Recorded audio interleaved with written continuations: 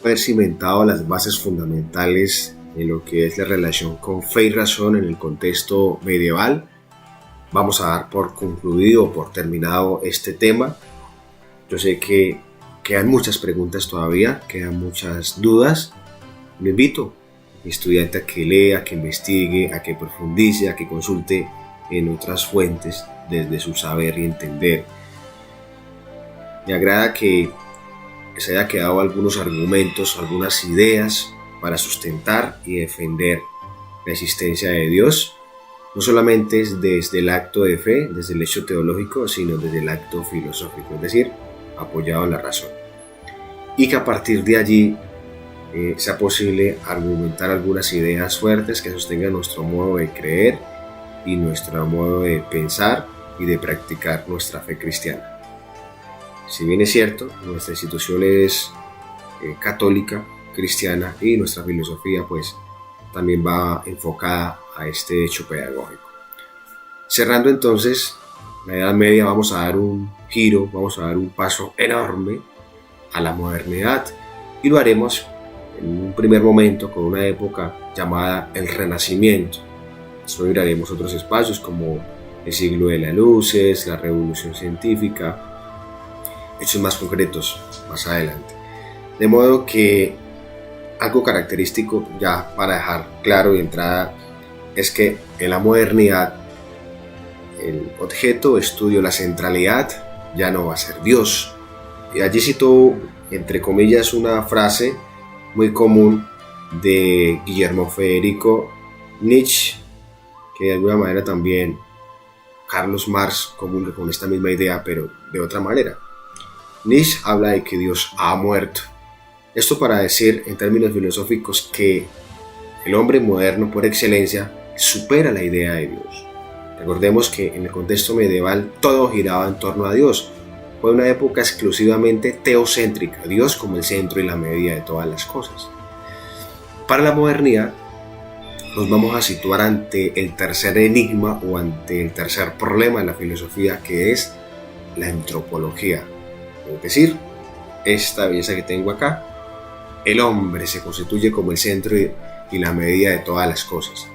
Ya se superó el cosmocentrismo en el periodo griego, entre comillas.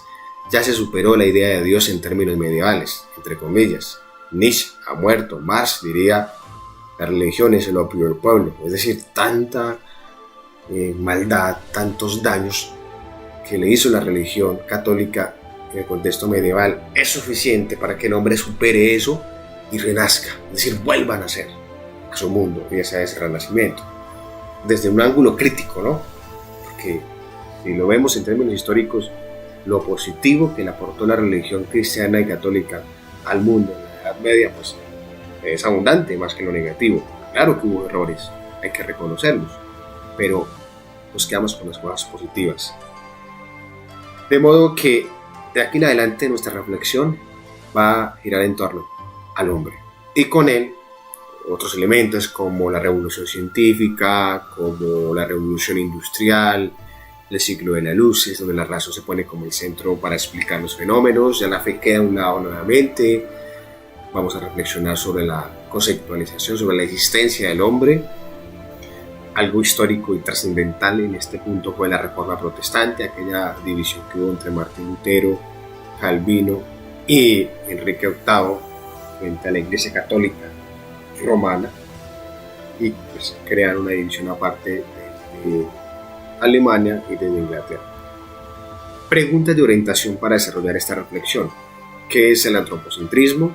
¿Qué es el humanismo? Que viene asociado con la misma idea del hombre. ¿En qué lugares se desarrolló el Renacimiento? Es decir, en hechos concretos. ¿Qué es la Reforma Protestante? Y quinto, ¿qué es la Revolución Científica? Son las preguntas que quedan abiertas, y espero que en esta reflexión que les voy a suscitar sea posible hacer una aproximación a algunas respuestas que en otros espacios no trabajaremos para seguir profundizando sobre esta temática. Bueno, esquema gráfico. El Renacimiento entonces posee una serie de elementos y características muy concretas, y es que la centralidad va a ser exclusivamente el ser humano. Es decir, se supera la idea de Dios. Bien lo decía, es una época concretamente antropocéntrica, el hombre como centro de todo y ya no teocéntrica. Ya Dios ha sido superado, Dios ha muerto, diría Nietzsche. Y lo van a manifestar a través de una serie de elementos, una serie de ilustraciones, una serie de disciplinas. Esta manera de querer interpretar el hombre o de querer explicar ese humanismo, como bien pueden ser la filosofía, la literatura, la pintura, la escultura, la arquitectura, la comedia, la poesía, el teatro, etcétera, etcétera. Es decir, hacen uso de una serie de expresiones artísticas que algunas vienen desde la antigüedad para explicar y contextualizar el humanismo, es decir, el problema del hombre. Y este se va a argumentar, se va a contextualizar ya no desde el acto de fe, ya no desde el hecho religioso ni teológico, porque Dios ha muerto. Ha sido superada esa visión teocéntrica. Aquí, el elemento que se va a usar para explicar toda la antropología, todo el antropocentrismo es la razón, por exclusividad. De aquí viene el siglo de las luces. Quiere decir que la razón, que es la luz principal en el hombre y en el mundo, es la que se sitúa como el punto de partida para argumentar, para hacer la hermenéutica, para explicar y para interpretar cada uno de los problemas, cada uno de los fenómenos, y en este momento pues el hombre.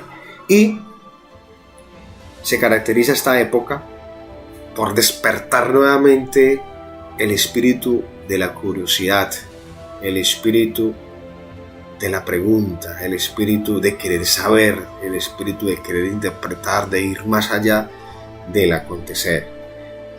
Se habla de renacimiento porque, entre comillas, en la Edad Media el hombre estaba muerto, una época oscura, en donde no podía el ser humano pensar con el libre albedrío, es decir, no podía explotar su luz, es decir, la razón. No había curiosidad, porque todo giraba en torno al cristianismo y a su Dios. No se podía pensar en otra cosa, ni hacer ciencia, ni hacer otro tipo de academia que no fuera en torno al cristianismo y a su Dios. Y aquí en esta época, pues bueno, maravilloso, porque el hombre va de verdad a renacer, va a volver a la vida después de esa esclavitud, de esa manera como estaba encerrado, como estaba ahí reducido en la cristiandad. Y el Renacimiento va a usar una serie de medios de difusión.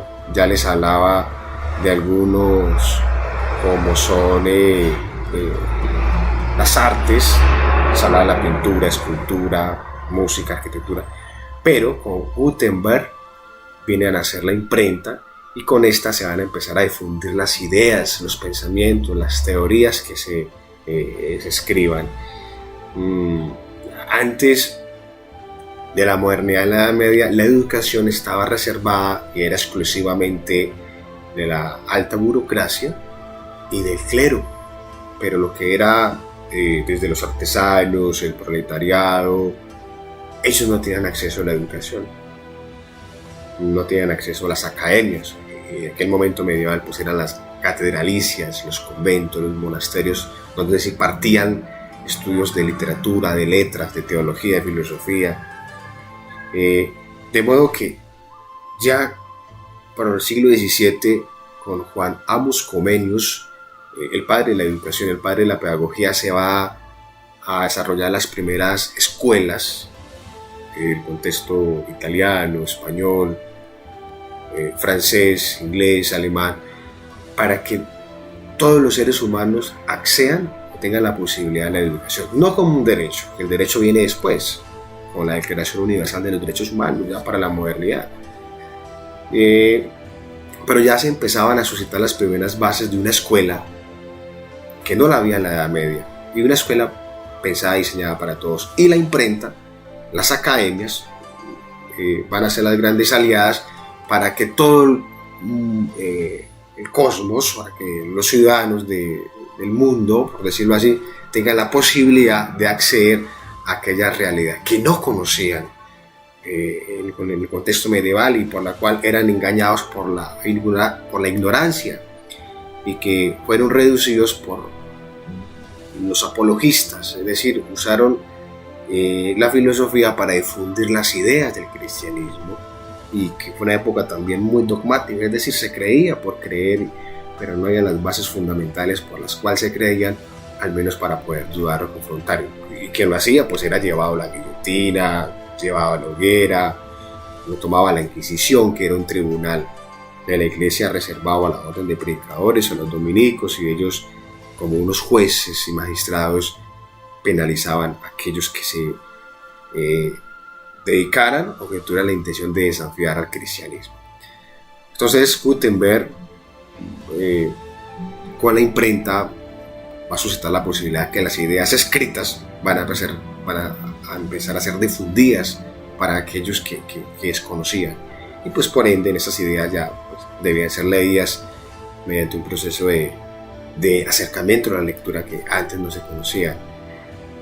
Tenemos aquí la revolución, por ejemplo, de Martín Lutero, un sacerdote agustiniano que se retiró de la iglesia católica, la iglesia de Roma, y dijo: yo no me aguanto más, yo no continúo con esta iglesia, porque más que ser un sistema religioso proveniente de Dios, según el espíritu de la Biblia, es un sistema político. Y él empieza a escribir una serie de tesis donde él argumenta por qué no está de acuerdo para continuar con la iglesia católica como institución.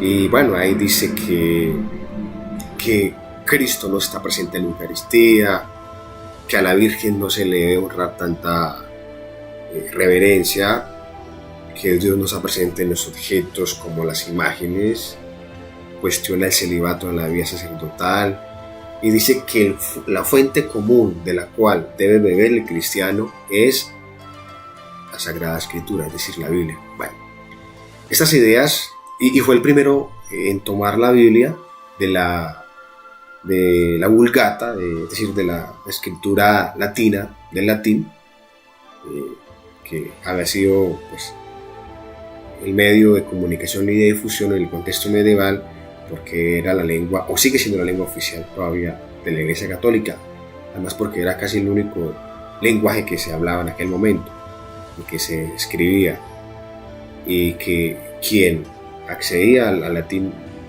era alguien de la alta burocracia o del clero. Entonces Martín Lutero ve esto como un acto de discriminación, porque era reservado para unos pocos, como el caso de la lectura de la Biblia.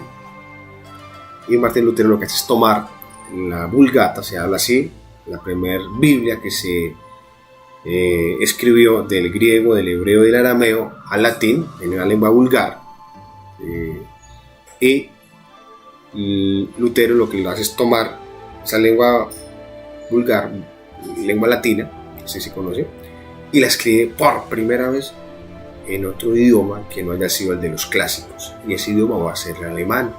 Ya con escrita en alemán, pues ya va a tener un acceso a personas que supiesen hablar y leer alemán, y por ese cambio que se hizo, pues ya se empezó a traducir en otras lenguas, y hoy por hoy la tenemos en castellano, en inglés, en portugués, en holandés, gracias a esa iniciativa de Lutero, que en el momento fue crucial para la reforma protestante y el movimiento que vivió la iglesia, claro, pero que hoy por hoy la Iglesia Católica agradece de alguna manera, y estuve de acuerdo con algunas tesis de Lutero. Eso le permitió a la iglesia un poco sacudirse y desacomodarse de ese mundo burocrático.